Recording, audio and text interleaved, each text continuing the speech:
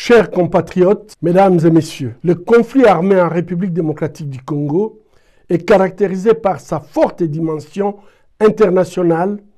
avec l'intervention directe du Rwanda, de l'Ouganda et du Burundi et l'implication des pays de la SADC et de l'EAC. En outre, des puissances étrangères et des acteurs clés de la mondialisation économique issus du secteur privé ont des intérêts stratégiques pour les minerais critiques présents dans les sous-sols congolais, notamment dans le cadre de la transition numérique et énergétique, mais aussi dans les industries de la défense et du spatial. Ainsi,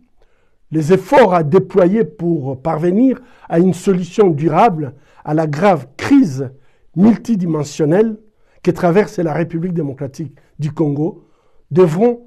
également avoir une forte dimension internationale.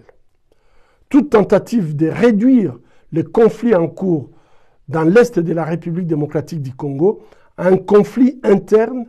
en optant pour des négociations directes du gouvernement congolais avec le M23 constituerait une erreur de diagnostic majeure. Une telle approche,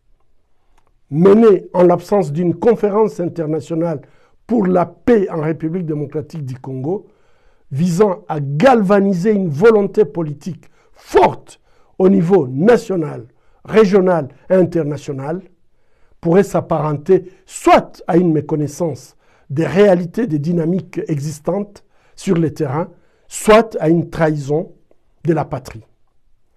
C'est pourquoi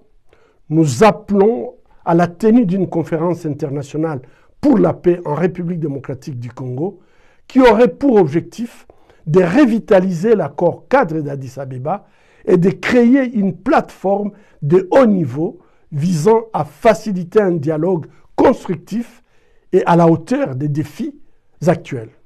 Cette conférence permettrait d'aboutir à une feuille de route concertée définissant des actions concrètes au niveau national, régional et international. Elle offrirait également l'occasion de mobiliser le moyen nécessaire pour sortir de la crise actuelle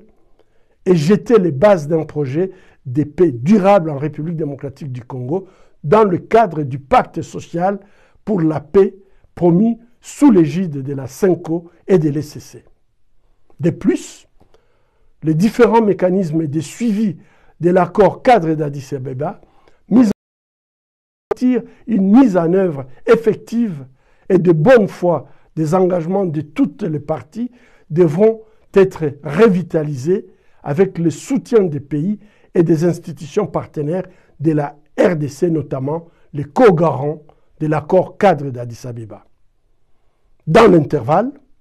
les pressions internationales devront s'accentuer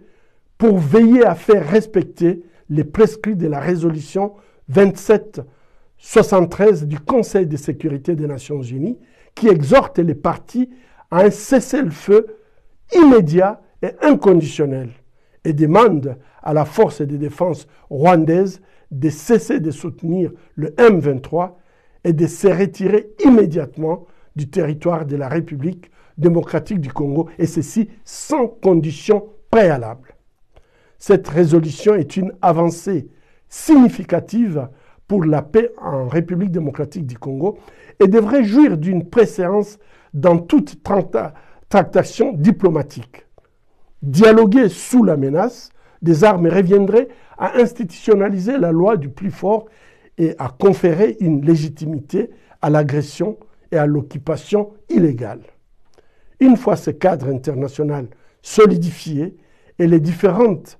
échelles des responsabilités clarifiées à travers un sommet international de haut niveau, des négociations directes pourraient alors être envisagées, incluant tous les groupes armés, y compris le M23, la société civile, les partis politiques et le gouvernement congolais. Cette démarche s'inscrirait dans l'esprit des initiatives diplomatiques menées sous l'égide du président angolais João Lourenço, dont nous saluons les efforts. Toutefois, pour garantir une paix durable, Ces négociations devront s'insérer dans le cadre des principes fondamentaux de la Charte de l'Union africaine, garantissant la souveraineté et l'intégrité territoriale de la RDC. Procéder autrement reviendrait à mettre la charrue avant le bœuf, une démarche qui risque d'accélérer et de légitimiser la balkanisation de la République démocratique du Congo ou le processus en cours d'annexion de Kivu. Ainsi, nous invitons les acteurs impliqués dans la crise et dans les tentatives d'y mettre fin, d'éviter la répétition des erreurs du passé pour ne plus léguer aux générations futures des compromissions qui hypothéqueront une fois de plus à la nation congolaise son droit à disposer d'elle-même et à vivre en paix. Je vous remercie.